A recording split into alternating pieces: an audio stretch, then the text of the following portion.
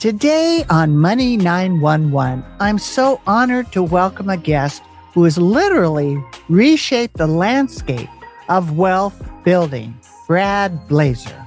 Brad is the former CEO of a successful oil company and is now considered one of the world's foremost authorities on raising private capital.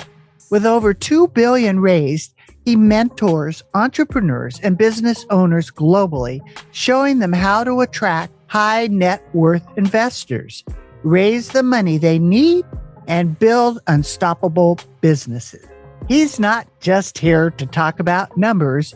Brad is here to awaken a new mindset in you, showing you that you don't have to do it all alone. And that's the power of OPM. Other people's money can be the key to your next level of success.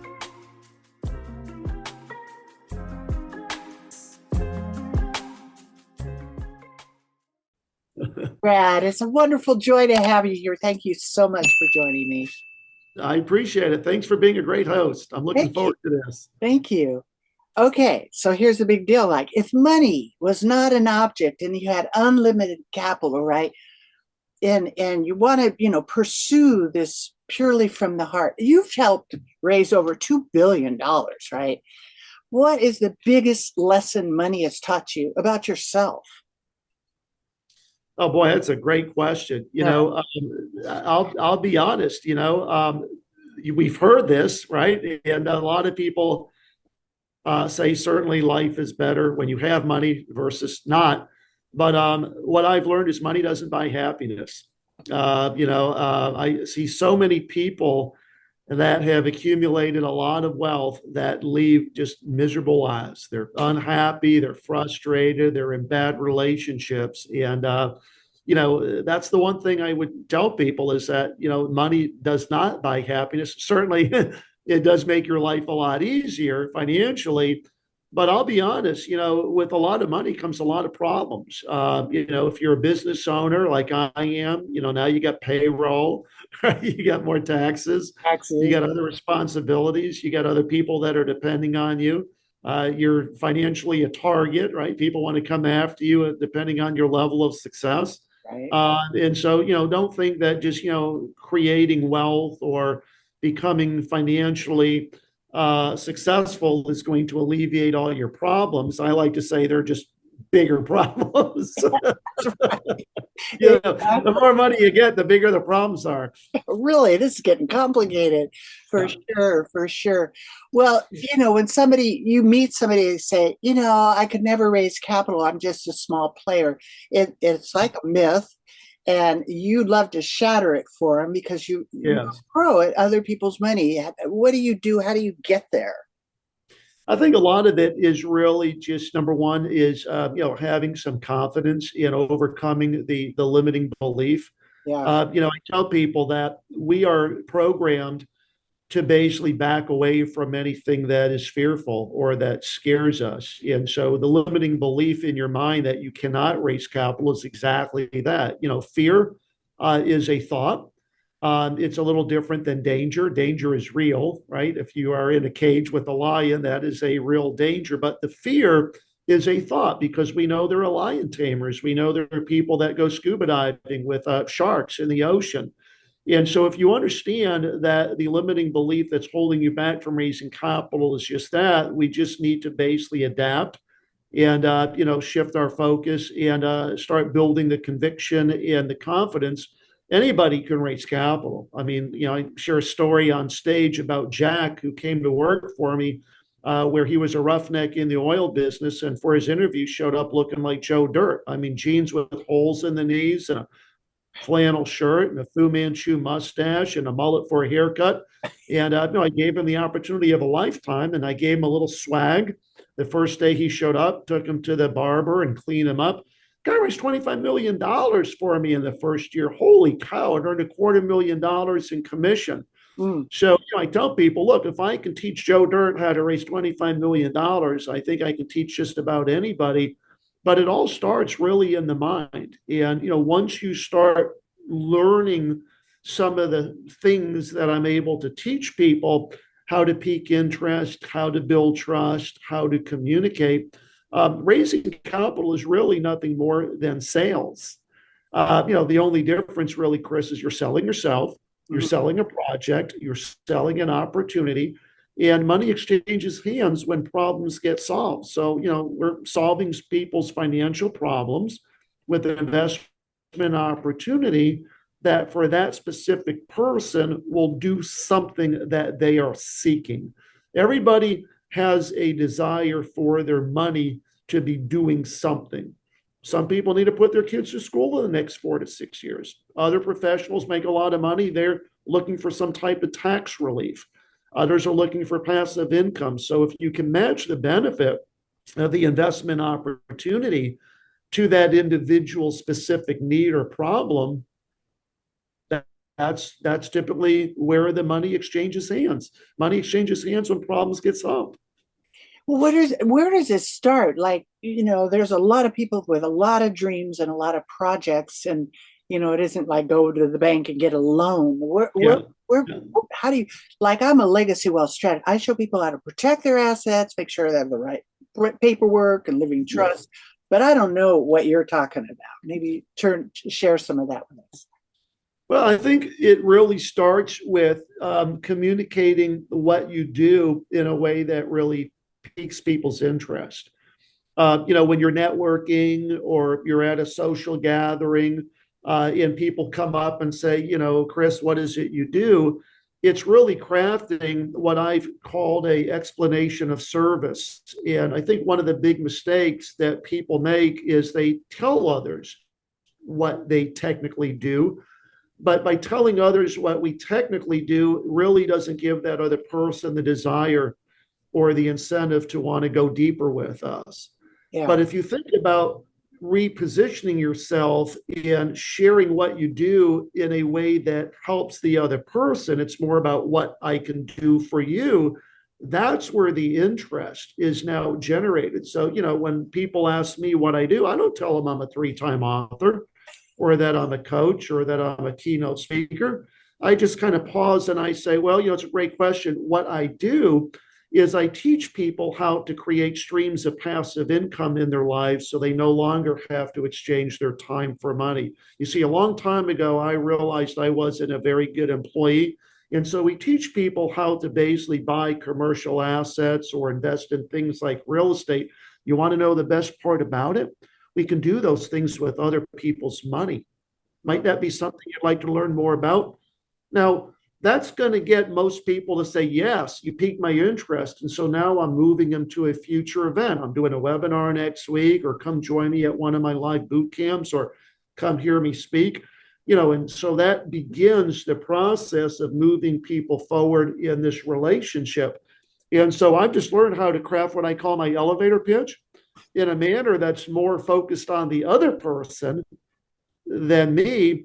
And that's how we really just start the process of, getting people engaged to hopefully raise capital.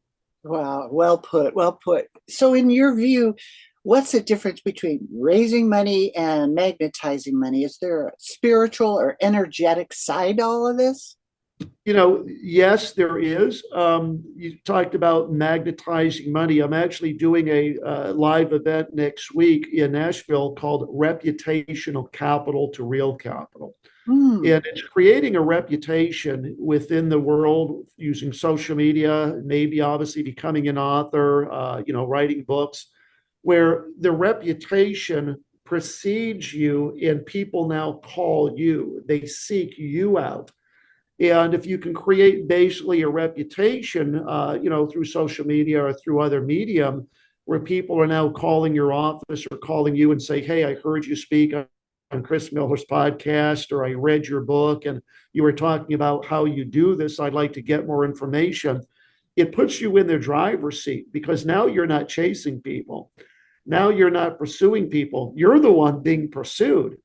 And so it's almost like you said, you're attracting capital, you're attracting people to you.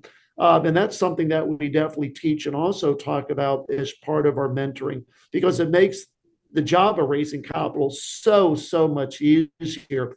I never ever want to feel like I'm pursuing people, I'm chasing people, I'm calling people. out of desperation. It's always much easier to raise and attract capital when people are reaching out to you and want to give it to you. Exactly. Yeah.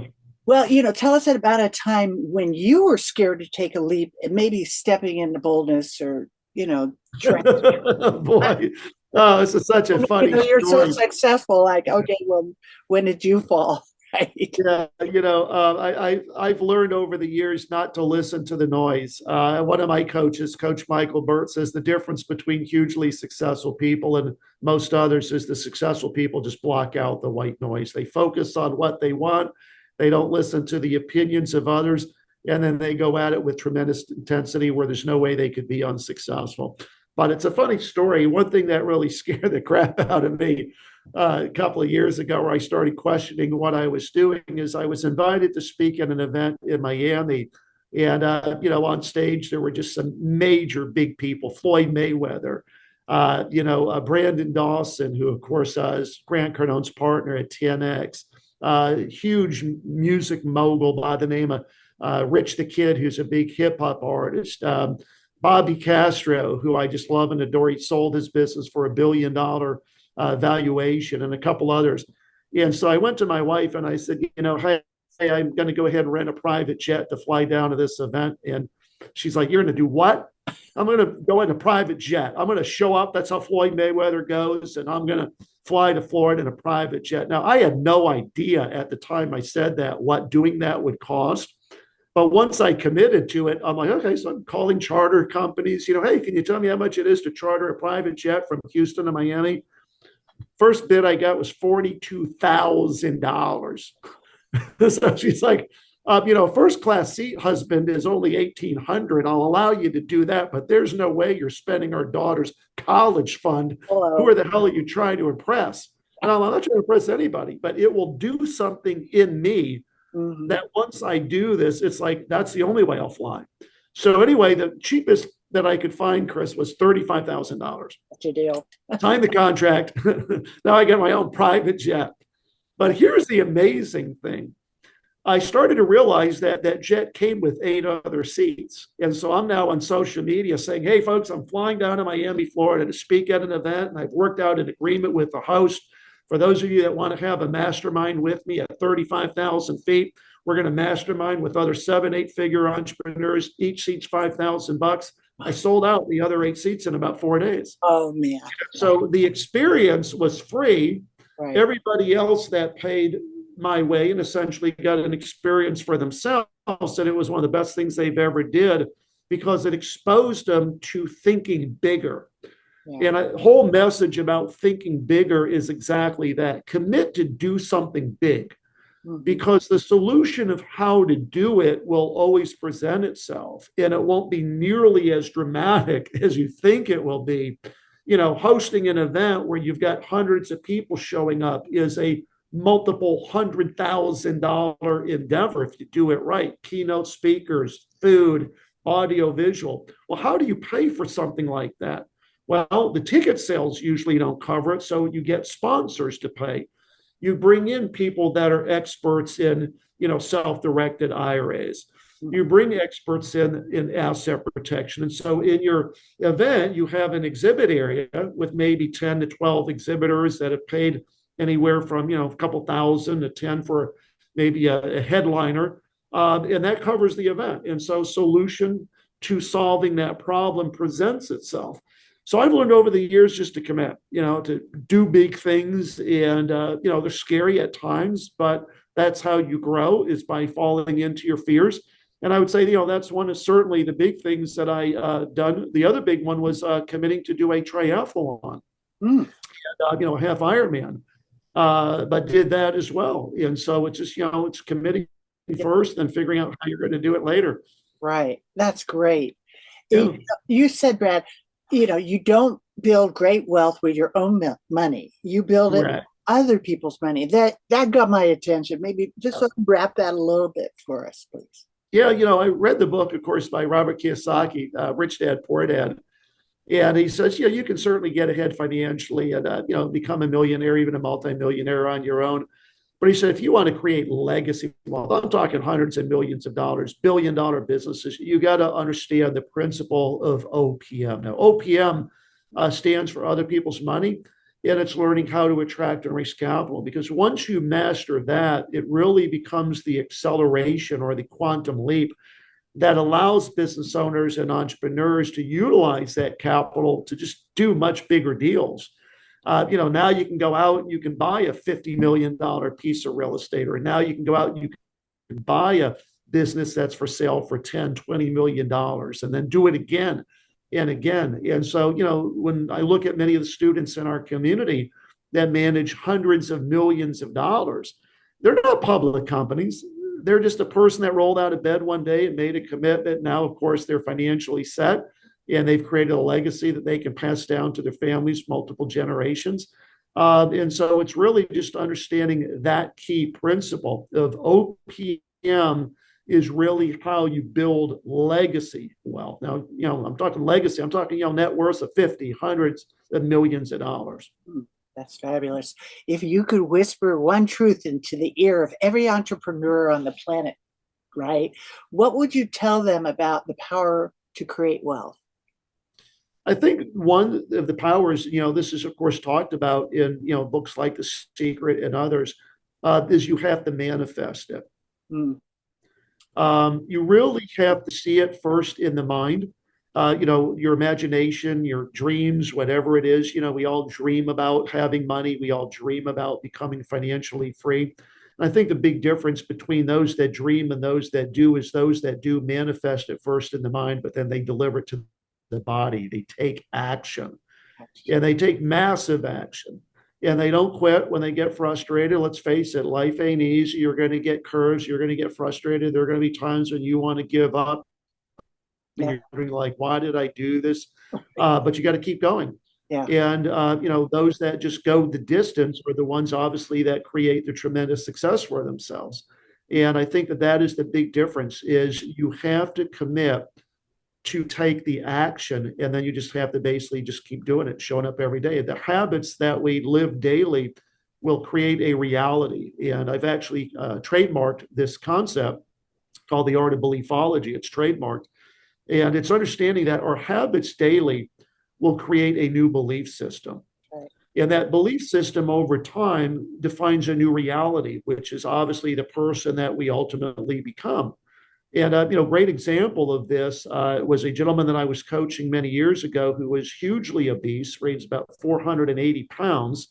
And he wanted to be a coach. And I'm like, great, I support that decision. He wrote a book, but his business wasn't going anywhere. He was hugely frustrated. And I said, well, why do you think that is? And, finally one day he turned on his camera, because each time we had a Zoom, he was always hiding behind his camera. And I was looking at this huge 480-pound guy. And I'm like, bingo, I know the problem, Jason.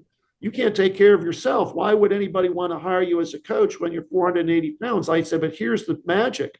You're going to become a healthcare and a fitness coach. You don't know it yet, but tomorrow morning, you got to get your butt out of bed. You got to go run 3 miles. And he looked at me like, there ain't no way I can do that. I can't even get my mail out of the mailbox with working up a sweat. And I said, you've got to commit to this. Just walk. Right. Every day for a week. Walk for 30 minutes. And every week, I just want you to double the distance or increase the time. And sure enough, 3 months later, he's running 3 miles. He dropped over 100 pounds in the first 3 months. Whoa. And today he's about 200, 210, looks great. Yeah. And he's a fitness coach. He basically works with people that are overweight. He said, subscribe to the same system that I put in place for my life, and you'll drop the weight. His business is doing great. So it's, the habits was what? Waking up and walking. Yeah. And then getting in a fitness center and eating healthy. And that created a new belief system in him that he is now an athlete. And of course, that then, of course, fostered the reality, which is now he's a healthcare coach. Oh, that's so beautiful. It's a great story. Yeah, great story. So one wildly unconventional strategy that you've used to raise money that most people wouldn't even think about. Oh, this is an easy one, Kris. Oh, okay. Maybe you even read the article. So years ago, when I was raising capital for another company, one of the roles that I played was I had to call on financial advisory firms and work with their advisors and their registered reps. And there was a new young kid fresh out of college that was really struggling. He was ready to throw in the towel. And I said, my job with my company is to partner with guys like you and try to add value where I can. And I said, I've got an idea. I've never done this before. I have no idea if this will work, but my God, if it does, I'm a genius. And I said, how would you like a personal introduction to literally the richest, wealthiest people in town? He's like, how in the hell are you going to do that? And I said, well, where is the richest part of town? And of course, in Houston, Texas, where we live, it was pretty much River Oaks, which is where all the big multi-million-dollar mansions are. And I said, is there a Starbucks there? I think so. I said, where do you think everybody goes in the morning to get that latte or that cappuccino that lives in those multi-million-dollar homes? They go to that Starbucks. So why don't we go there and see if we can make some magic happen? So we show up on a weekday in the morning. Yeah, man, I'll tell you, there are Bentleys, there are Lamborghinis, there are sports cars, Porsches, Range Rovers, all these rich, wealthy people getting out. And so, what I did is I went up to the barista behind the counter and I said, when you see me wave, you tell every customer that places an order that it's free today. And it's compliments to the two gentlemen that are sitting right over there. So we wave and people are coming in. And of course, they're doing the, hey, it's free today thing. And people are probably thinking they're on a TV show like Candy Camera, but the curiosity moves people over to where we are because we're kind of waving, come over here, we'll tell you what we're doing. And I just smiled and I said, hey, I want to introduce you to my friend. He's a tax advisor here in the community. And, we get really upset when people call us at 6, 7 o'clock. That's our family time. So we just thought a really cool out of the box way to introduce them to you would be to treat you to a cup of coffee on your way to the office today. And they were so appreciative. We walked out of there with contact information for CEOs and business owners that make millions of dollars, took his business in a whole new direction. So it's kind of like, why do people rob the banks? That's where the money is. We went to the money and we met all the rich, wealthy people that literally probably lived within 5 to 7 miles of that Starbucks. And it is a system that I still use every now and then. I'll just hang out at Starbucks and just, drink a latte. And when I see somebody pull up in a nice car that I can tell is successful by the way they're dressed, I'll just stop them and say, hey, can I treat you to a cup of coffee today and strike up a conversation? And in many cases, that will turn into an investment conversation. Same thing also, flying first class on an airplane. Take notice of the person sitting next to you. Do they look successful? Are they wearing a Rolex or, are they dressed to the nines? Do they look well groomed? If so, strike up a conversation. I think we live in a world today, unfortunately, we're so caught up in our social media and our phones, we tune out the people around us. And that's a big mistake. If you're going to raise capital, you have to be a social butterfly. You have to talk to people. Yeah, that's great. I love that story. Hey, tell everybody how they can get in touch. I got one of your books here. Oh, look at that. I love it. Great. How do they get in contact with you? So I'm pretty easy. If you just Google my name, Brad Blazar, Blazar, there are no E's in the spelling of my last name. A lot of people think it's like a Chevrolet 4-wheel drive Blazer or a Brooks Brothers sports coat, but it's Blazar with A's. You'll find me all over social media, Instagram, TikTok, LinkedIn, Facebook, or website, bradblazar.com. And just go to the contacts page and, shoot me an email. Or better yet, go to Instagram and shoot me a DM. I got a whole team of people that are there to help you. We'd love to get you on what we call a capital strategy call. It's completely free. It's not going to cost you anything. But as I like to tell people, we want to find out where you are. And more importantly, what your dream is, where you want to go. And then understand what's standing in the way between you getting there. And we got tools and resources. Something as simple as the book that Kris just held up there, something like one of my boot camps. Maybe you come hear me speak. Maybe that will be the spark that changes your life and sets things in motion. But as I like to tell people, I've been doing this 35 years. Like Kris said, I've raised over $2 billion. That's more than any other coach on planet Earth that we know of that is sharing their knowledge with other people. And so what people pay me for is my knowledge, my Rolodex, the skill set. And think of it, that knowledge is what's going to build your future. If all we do is help you raise just a couple $100,000 this year to get started with a couple of small rental properties or small real estate portfolio that starts setting you on the trajectory for success, you're starting to move forward to what? true financial freedom. There's nothing better in the world than passive income. And I'll tell you what, people that have that, and a lot of it will tell you the same thing. So that's how you reach me. Just shoot me a DM on Instagram or one of the other social media platforms, and we'll make sure that we reach back out and get in touch. Brad, it's been an honor, pleasure, and a joy to talk to you. A lot of fun. We'll have to do it again. I appreciate it. Thank you so much. And I'll tell you, these were great questions. Well, I really great questions. Thank you. I really wanted to do a deep dive. I literally found out, and that's what kind of triggered me because I didn't really realize it. I've been doing this, what I do, legacy wealth, strategies for 20, 35 years. You're 35 years. You've raised 2.5. I've protected 2.5 billion myself, but I never knew it. There you go. I love that. That's great. I think your side of it it's really awesome. It can help a whole lot of people, and it's just so fun to be able to talk with you. Thank you so much. Thank you for having me. Appreciate it. All right.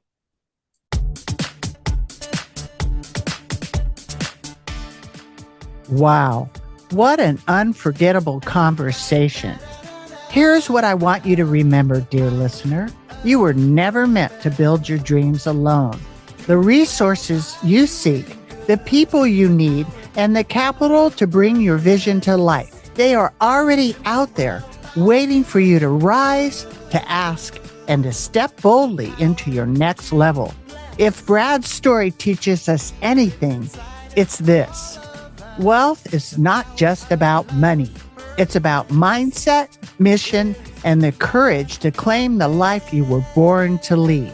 So go out there, start the conversation, make the call, ask for the meeting. You are more powerful, more resourced, and more ready than you realize. And remember, here on Money 911, we're not just talking about money, we're creating wealth that heals, transforms, and leaves a legacy of love. Until next time, keep shining, keep daring, and keep rising.